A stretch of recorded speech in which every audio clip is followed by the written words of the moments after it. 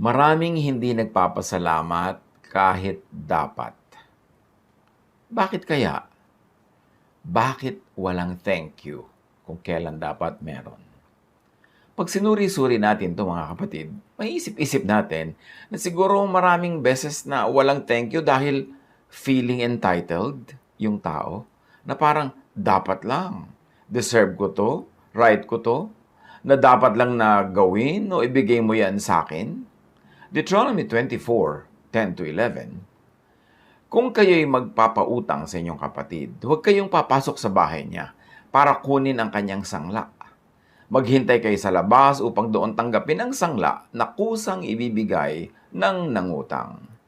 So itong Jewish scriptures na to nagtuturo ng very high etiquette na kahit ikaw ay nagpapautang, huwag kang pumasok sa bahay ng nangungutang para kunin mo yung isinasangla niya. Huwag kang feeling entitled just because ikaw yung nagpapautang. At maraming mga tao, yan ang sense kung bakit hindi sila mapagpasalamat. They feel entitled.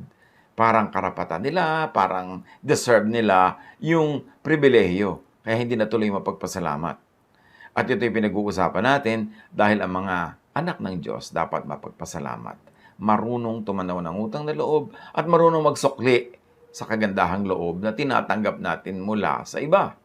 Judges 8:33-35. Mula nang mamatay si Gideon, ang mga Israelita ay hindi na namuhay ng tapat sa Diyos. Sa halip, naglingkod sila sa mga Baal at ang kanilang kinikilalang Diyos ay si Baal Berit. Hindi na sila naglingkod sa Diyos nilang si Yahweh na nagligtas sa kanila sa mga kaaway na nagpalibot sa kanila. Hindi sila tumanaw ng utang na loob sa sambahayan ni Gideon sa lahat ng kabutihang ginawa nito para sa Israel. So yung kawalan ng pagtanaw ng utang na loob, sa lahat ng lahi, sa lahat ng panahon, mayroong ganyang sakit ang mga tao na dapat nating makita, makilala at bunutin mula sa ating kapaligiran. Number 16:3, 31 and 32. Hinarap nila sina Moises at Aaron at sinabi, sobra na yung ginagawa nyo. Lahat ng nasa kapulungang ito ay nakalaan kay Yahweh at siya ay nasa kalagitnaan natin. Bakit itinataas niyo ang inyong sarili? Higit pa sa kapulungang ito. Yan ang reklamo ng mga taong sobrang mareklamo sa leadership ni Moses. Hindi pa halos natatapos sa pagsasalita si Moses ay bumuka na ang lupa at nilulun ng buhay sina Korah, pati ang kanilang mga pamilya at mga ari-arian. So itong pamilya na to ng mga mareklamo, napaka-insubordinate, hindi sila nagsasubmit kay Moses, lumalaban pa nga't nanunuwag, wala silang utang na loob samantalang napakalaki ng ginawa sa kanila ni Moses, kinain sila ng buhay ng lupa. Nakikita natin na ayaw ng Diyos ng ganyang ugali na hindi ka marunong mag-submit sa authority, na hindi ka marunong tumanaw ng utang na loob, at gusto mo ipantay ang sarili mo sa mga hinirang ng Diyos na manguna.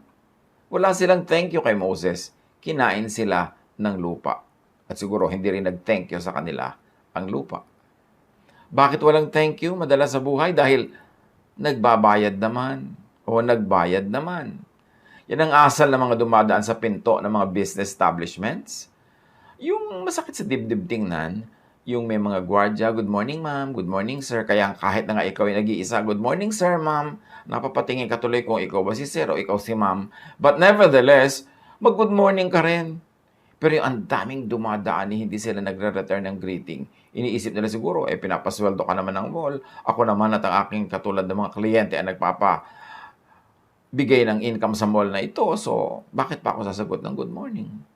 Yung mga sinisilbihan sa mga stores, sa mga restaurants, hindi wala magpasalamat dahil iniisip, bayad naman yung waiter, bayad naman yung sales lady. Walang thank you, walang good morning. Madalas mong makikita yan sa kapaligiran. Para walang mga nakita, yung may nagbukas ng pinto para sa kanila, parang invisible yung nagbukas, hindi mo lang tingnan o medyo bigyan ng konting greeting o ngitian. Yung iba naman, kaya hindi nagpapasalamat, nagpapasweldo naman. Yan ang kanilang iniisip. Pinapasweldo naman kita, ba't pa kita pasasalamatan? Customer naman ako. May kapalit naman. Ang ginagawa mong serbisyo, binabayaran kita. At kuminsan, kahit na sa mga churches, kahit sa mga religious and spiritual communities, hindi man lang marunong mag-thank you, hindi man lang marunong magbigay ng regalo o love gift, yung isang oras mong kinounsel. Yung bang kakausapin mo, papakinggan mo lahat ng problema niya, lahat ng bigat sa kanyang dibdib, ililipat sa'yo, ipananalangin mo, at ilang beses pa yan, hindi lang isang session, meron pa mga hating gabi, tatawagan ka, tapos wala man lang thank you. Napakaraming mga counselors, mga pastors, may mga dinadalang ganung uri ng pagtataka kung bakit yung mga tao hindi man lang marunong magpasalamat. Ano iniisip nila? Dahil nagdo-donate sila sa church, nag-o-offering sila, so hindi na nila kailangan magpasalamat pa. Kahit sa mga personal na mga services na binibigay sa kanila ng mga lingkod, mapaka talamak ng ganyang uri ng ugali at hindi yan bagay sa mga nagsasabing sila ay mga mananampalataya, sila ay mga anak ng Diyos at lalo na sa mga sila ay sumusunod kay Jesus. Colossians 3:17, at anuman ang inyong sasabihin o gagawin, gawin ninyong lahat sa pangalan ng Panginoong Jesus at sa pamamagitan niya ay magpasalamat kayo sa Ama, sa Diyos Ama. Paano nagpapasalamat sa Diyos Ama? Yung salitang salamat po Ama, pero more than that, more than words, yung matulungin ka, mapagpasalamat ka, kumikilala ka ng utang na loob sa mga instruments ng Diyos, yung ikaw ay expressive sa iyong pasalamat, pasalamat mo rin yun sa Ama. Kasi ang lahat ay kasangkapan ng Diyos to bless us. So, hindi lang tayo directly by words na nagpapasalamat sa Diyos, bagamat that is so meaningful, pero kung talaga nagpapasalamat ka doon sa may sugo, abay di magpasalamat ka rin sa isinugo. Kasi yung kindness mo doon sa sugo, pagtanaw mo rin yun sa nagpadala sa kanya. Kaya nung araw, pag may mga gera, yung isang kampo magpapadala ng embassy. May dala pang bandera, may dala pang balita sa kabila. Pero kung talagang yung kabila gusto nila ng gera, papatayin nila yung mga sugo na yun. Hindi nila igagalang. Kasi ang pag-disrespect mo doon sa sugo, pag-disrespect mo sa nagsugo. So kung tayo ay rumerespeto sa Diyos, tumatanaw ng utang na loob sa Diyos, nagpapasalamat sa Diyos, ihayag din natin yan sa ating pakikitungo dun sa kanyang sugo, sa kanyang mga instrumento, mga singers, mga nanangunguna sa panalangin, mga nag-organize ng mga activities, at ngayon yung mga gumagawa halimbawa ng mga electronic activities para magkita-kita, magka-dalanginan, maka-worship together yung mga tao kahit through the technologies, di dapat marunong din tayo mag-express ng thanksgiving sa mga technician, sa mga kung sino-sino pang involved kung para makita natin sa mga bahay natin at sa mga cellphone natin yung mga programa na ating dinadaluhan. Dapat thank God. And thank God by thanking, appreciating, and paying God's instruments or God's instrument. At yan ay ang ating pagsusukli sa pamamagitan ng salita, ng manners, ng courtesy, and even material gifts. Mahalaga yan kasi kung minsan yung mga naglilingkod sa atin nagkakaroon ng doubt. May saysay ba ako? May talab ba ang aking ministry? Meron bang magandang effect? Kasi bakit parang wala akong nakikitang appreciation? Yung paghahanap naman ng appreciation, hindi lang yun dahil gusto mo ng gift o gusto mo ng kung ano-ano, kundi gusto mo lang ma-assure na yung mga tao ay nabe-bless at pag siyempre nabe-bless yung mga tao, bine-bless ka rin. And yan, isang uri ng panukat na tunay nga na nagiging effective yung ministration natin. Hindi lang yan sa mga manggagawa sa church, pati sa mga doktor, pati sa mga street sweepers, pati sa mga janitors. Kung ina-appreciate natin sila, we should be more giving of kind words, of thankful words, words of gratitude, and even material gifts na hindi naman natin ipaghihirap kung ating ibibigayan. So bakit walang thank you? Madalas dahil sa nakulangan pa. Yung parang nakulangan pa. Tulad ng nangyayari sa maraming lugar.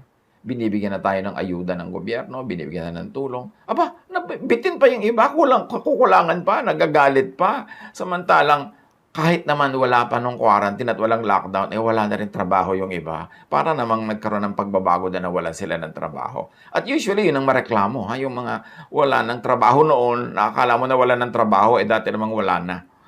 Magpasalamat tayo kasi limited ang resources ng lipunan natin. Naturally, alam naman natin na hindi laging perfect yung way of distribution. Nagkakaroon ng mga imperfections yung paraan. Pero ang ating appreciaten yung intention. The intention of those who make the decisions. Yung implementation, yung mga kakulangan yan, siyempre dapat improvein yan.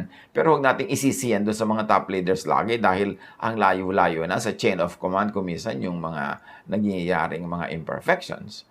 But hindi lang yan sa ganyan, kahit sa pamilya. Yung pinag-aral na yung anak, wala pa rin utang na loob sa magulang dahil hindi doon sa gusto niyang school nag-aral, dahil kulang ang allowance niya. Samantalang hirap na nga yung pamilya.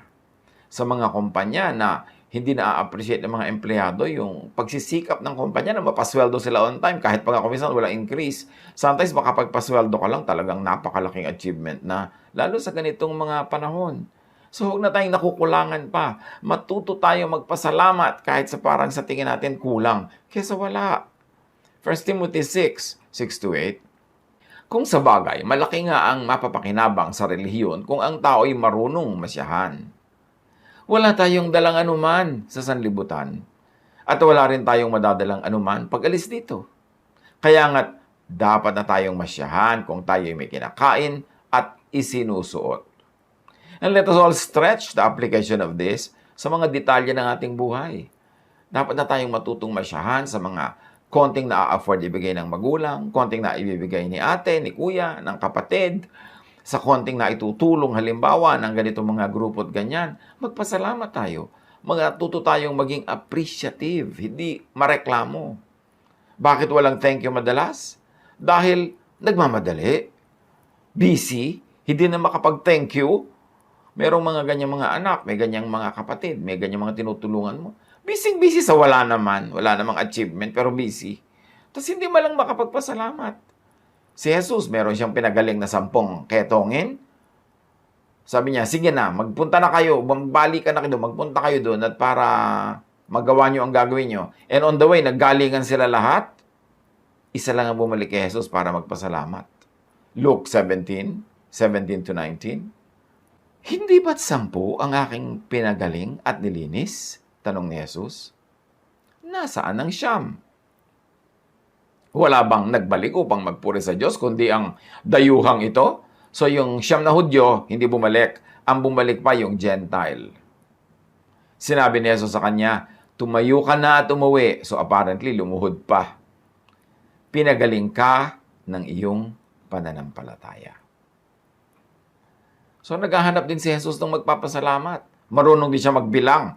Bilang na bilang niya, 10 yung tinulungan niya, tapos isa lang yung bumalik para magpasalamat. Sabi niya, di ba't 10 ang pinagaling ko? Ba't isa lang bumalik? Foreigner pa. Yung mga Hudyo, ba't hindi sila bumalik? Feeling entitled. Anak kasi sila ni Abraham, apo ni Abraham, parang dapat lang gawan kami ng himala.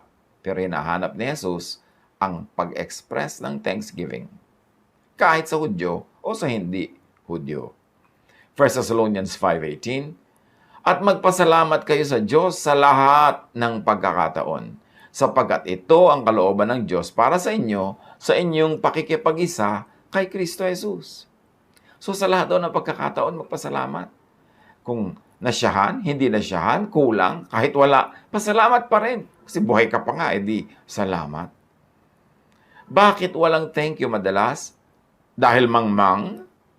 Dahil hanggang doon lang ang abot ng karunungan? Ezekiel 28:6-7. Kaya naman ito ang pinapasabi ng Diyos sa si Yahweh. Pagkat pilit mong ipinapantay sa Diyos ang iyong sarili, ipalulusob kita sa pinakamalupit na kaaway sa daigdig. Wawasakin nila ang lahat ng ari-arian mo na pawang kinamtan sa tusong pamamaraan. So dahil daw ipinapantay sa Diyos ang sarili, at maraming tao hindi thankful dahil ganun.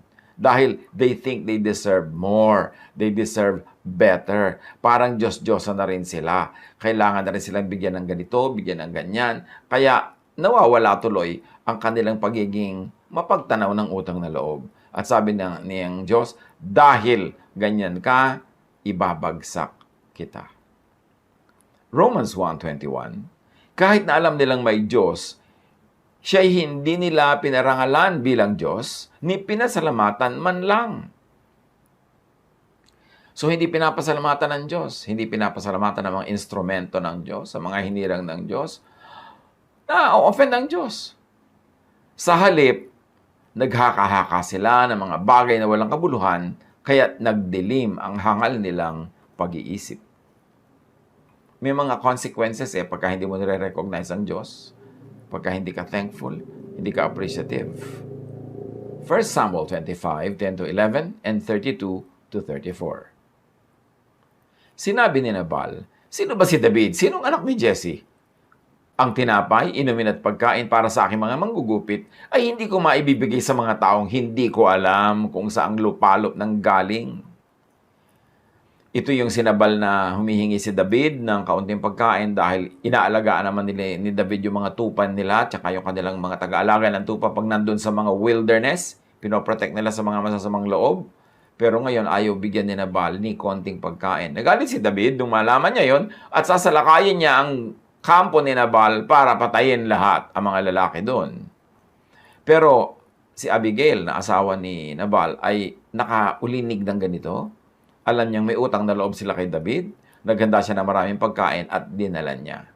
Sinabi ni David kay Abigail, "Purihin si Yahweh na nagpapunta sa iyo rito. Salamat sa Kanya dahil sa iyong kabutihan, sapagkat sa ginawa mo'y nakaiwas ako sa pagpatay ng tao at magsagawa ng sariling paghihiganti. Niloob niyang huwag ko kayong pagbuhatan ng kamay. Saksi si Yahweh, ang Diyos na buhay, kung hindi ka na parito ngayon, bukas ng umaga ay patay na sanang lahat ang lalaki sa inyong sambahayan." So dahil si Abigail ay tumanaw ng utang na loob, nag-express, nagdala ng kanyang regalo, humupa ang galit ni David at hindi natuloy ang dapat sana naging napakadugong paghihiganti. Sa lahat ng ito, ano ba ang tinutumbok lang natin sa mga natututunan natin sa Scripture? Tumanaw ng utang na loob. Huwag lilimot sa lahat ng taong tumulong sa iyo noon at tumutulong pa ngayon o hanggang ngayon. Tumanaw. Daniel 2:23. "I thank and praise you, God of my ancestors. You have given me wisdom and power. You have made known to me what we asked of you. You have made known to us the dream of the king." So binigyan ng pabor na Yahweh si Daniel na mapanaginipan, ang napanaginipan ni King Nebuchadnezzar, at hindi naman nagkulang si Daniel ng pagpapasalamat. Hebrews 13:15-16. Kaya't lagi tayo maghalay ng papuri bilang handog sa Diyos sa pamamagitan ni Jesus. Papuring nagpapahayag ng ating pagkilala sa Kanyang pangalan. At huwag nating kaligtaan ang paggawa ng mabuti at ang pagtulong sa kapwa, sapagkat iyan ang alay na kinalulugdan ng Diyos. Pwede tayong magpasalamat sa Diyos sa pamamagitan ng salita, pero ang talagang kinalulugdan niya yung gawa. At ano yon? Yung pagtanaw ng utang na loob sa Diyos sa pamamagitan ng paggawa ng mabuti sa kapwa-tao. Sa pagbabalik ng sukli sa mga instrumento ng Diyos na ginagamit para tayo ma-bless, or sa pagbibigay sa mga taong hindi tayo natulungan o na-bless dahil sa kanila, pero tayo yung giver, at yan ay gustong-gusto rin ng Diyos. Yung tinutulungan natin yung mga kapuspalad, yung walang kakayahang magsukli ng ating mga ibinibigay, yan ang tunay na pinapahalagahan ng Diyos. 2 Chronicles 24:21-25. Ngunit nagsabwatan ang mga tao laban sa kanya, at sa utos ng hari, binato nila si Zacarias hanggang mamatay. Naganap ito sa bulwagan ng templo ni Yahweh. Kinalimutan ni Haring Joas ang kagandahang loob sa kanya ni Joaida na ama ni Zacarias.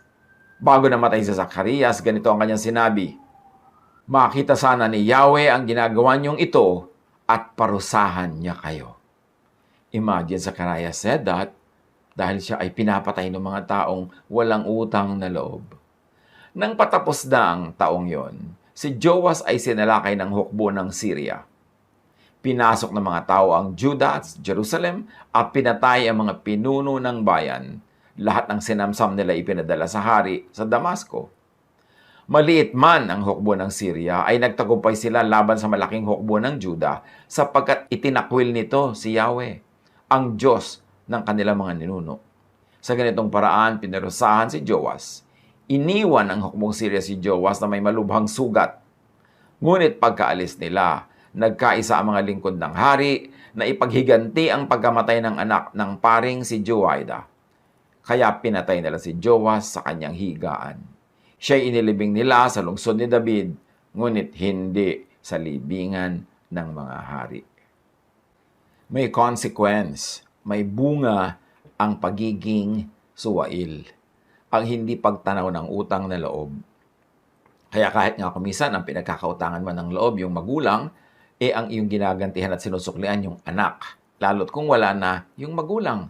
Yan ang nangyari sa binasa nating kwento. May utang na loob sila sa magulang nung pinatay nila, pero naggalit sa kanila ang Diyos. Dahil hindi sila marunong magsukli ng kabutihang kanilang tinanggap. Laging maging mapagpasalamat. Sa attitude, lagi rin maging mapagpasalamat sa action. At maging mapagpasalamat with words. Lahat yan, kumpletong pagpapasalamat.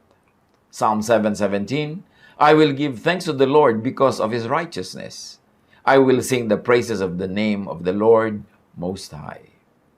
Psalm 9:1, I will give thanks to you, Lord, with all my heart. I will tell of your wonderful deeds. So kahit sa body language, maging mapagpasalamat din tayo sa ating mga gesture, kilos, gawa, sa ating mga pinagagagawa towards others. Pakikitungo, pakikipagmabutihan sa ating kapwa, pasalamat din yan. Psalm 95:1-3, Come, let us sing for joy to the Lord, and let us shout aloud to the rock of our salvation. Let us come before Him with thanksgiving, and extol Him with music and song. For the Lord is the great God, the great King, above all gods. Magpasalamat, ipagdiwang ang Diyos. Kung mo ba may quarantine, kung mo ba may lockdown, na hindi ka na makakapagpasalamat sa Diyos, magmumukmok na lang, magrereklamo, mag-iisip ng mga nega, malulungkot. Kahit ano ang sitwasyon, dapat nating hanapan ng dahilan para tayo magpasalamat. Buhay pa tayo, may kinakain pa tayo. Kumisan meron tayong mga nararamdaman, pero buhay pa tayo. Kumisan meron tayong mga kakilala na may mga sakit, nawawala dito sa balat ng lupa. Pero hindi lahat, ang dami pang natitira. Dapat marunong tayong magbilang ng mga natitirang pagpapala. Hindi ang lagi nating minamalaki yung nawawala na gusto dapatin nandyan dahil parang we feel entitled na dapat nandyan yan. Sa ganito mga sitwasyon, pwede ba magpasalamat? Yes! In fact, dapat. Kasi ang pagpapasalamat nga ang maaaring makapagtaboy ng mga kadiliman at hirap ng buhay. Pero kung lalo ka magrereklamo, magmumukmok, lalong bibigat ang mga dalahin sa buhay. Pwede ba tayo maging mapagpasalamat, expressive? Pwede pa rin ba tayo magbigay sa kapwa, magregalo, tumulong? Yes, mas dapat nga. Because you keep what you give away. Because when you give, you receive. So sige, sa hirap ng buhay na nararanasan ng iba, maging maramot, maging makasarili. Pero makakatulong ba yan? No. Because what we give is what we receive in return. Baka nga kaya kumisan tayo walang natatanggap dahil hindi naman lang tayo marunong magbigay. At yung mga iba, bakit hindi marunong magbigay sa kapwa? Kasi they feel, merong crisis, merong problema, merong quarantine, bakit ako magiging mapagbigay? Kahit anong sitwasyon, mas mahirap nga ang sitwasyon, mas kailangan maging mapagbigay tayo sa kapwa dahil mas kailangan yung tulong. At hindi natutulog ang Diyos, sabi nga ng matatanda. Alam niya ang ating mga ginagawa, alam niya ang ating mga itinatanim, at marunong ang Diyos magpabunga ng ating mga tanim. Sa kabila ng mga nangyayaring mga challenges, mas maging mapagpasalamat, mas maging mapagbigay, mas maging maluwag ang loob, at yan ang daan para tayo puntahan ng mga blessings ng Diyos.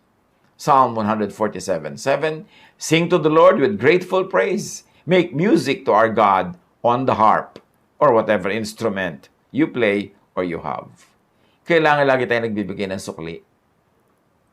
May ibinibigay sa atin, may sukli. In words, in action, in material things. Dapat patuloy tayo marunong magbigay ng mga material gifts, favors, and goodwill kahit may challenges tayong kinakaharap. Kasi kung ikaw naman ay napakahilig magbigay ng gift dahil sobrang wala kang kaproblema, ano naman ang value ng gift na yun?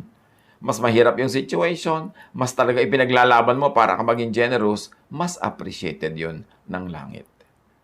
Thanksgiving is like a magnet. It attracts more blessings. But ingratitude is also like a magnet.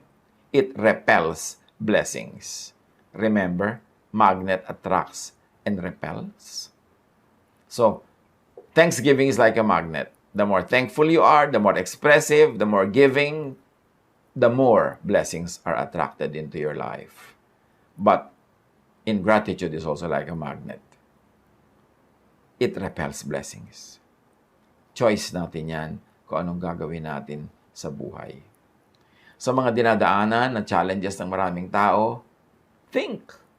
Sino ba ang mga nagagamit ng Panginoon para tayo mag-survive? Institutions, social groups, government, relatives, friends, neighbors, individuals, churches, church members, church workers. Nagpapasalamat ba naman tayo? In words, in action, and even in material expression of our emotional thanksgiving. Kung anong meron tayo, sabi nga ni Karl Marx, from each according to ability, to each according to need. So ano ba yung ability natin? Ano yung need ng ating kapwa? Tumbasan natin kasi ganun ang kagustuhan ng Panginoon. Punong-puno ng kwento sa Biblia ng mga ganyan. Negative kwento na parusahan, positive kwento na gantimpalaan. Meron tayong mga dala, yes. Meron tayong mga pinoproblema, yes. Pero hindi yun dapat maging sapat na dahilan para maging madilim ang pagtingin natin sa mundo, para tayo maging maramot, para tayo maging makasarili.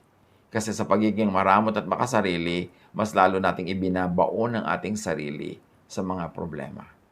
It is in godliness, in gratitude, in thanksgiving, in generosity, that we will dig ourselves out of a difficulty.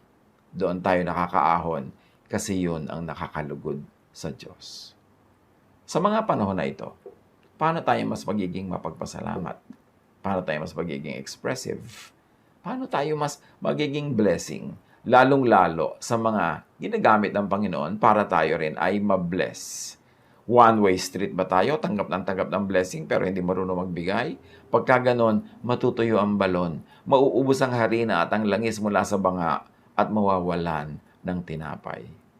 Pero tulad nung babaeng balo, na ang kanyang harina, ang kanyang langis ay buong puso niyang ipinagkaloob at iniluto para sa propeta, ang naging gantimpala, hindi siya naubusan sa buong panahon ng taggutom. Pag-isipan natin kung paano i-apply ang mga katotohanan ito sa ating buhay at mag-welcome tayo sa ating buhay ng cheerfulness, ng smiles, ng laughter, ng happiness, imbes yung mga kabaligtaran yan.